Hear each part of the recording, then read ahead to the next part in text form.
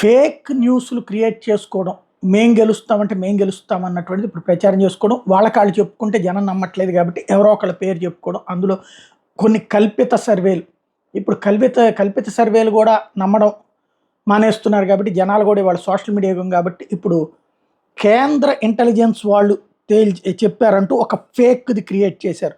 ఇది వైసీపీ వాళ్ళే ఉంటుంది, ఎందుకంటే వైసీపీ గెలుస్తూనే ఇచ్చారంటే వైసీపీ వాళ్ళే క్రియేట్ చేసుకుని ఉంటారు.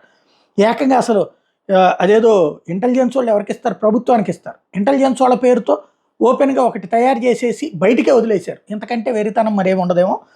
ఇందులో వైఎస్ఆర్సీపీకి 118 నుంచి 124 వస్తాయని, 49 నుంచి 51% ఓట్లు వస్తాయని, ఎన్డీఏకి 48 నుంచి 51 సీట్లు వస్తాయని, 41 నుంచి 45% ఓట్లు వస్తాయని, కాంగ్రెస్ 0 నుండి 1 వస్తాయని, 1 నుంచి 3% ఓట్లు వస్తాయని, ఇతరులు 0 నుంచి 1% ఓట్లు 0 సీట్లు వస్తాయి అన్నటువంటిది అంచనా వేస్తూ చెప్పారన్నటువంటిది. ఇది ఫేక్ అన్నటువంటిది అయితే స్పష్టంగా కనబడుతుంది.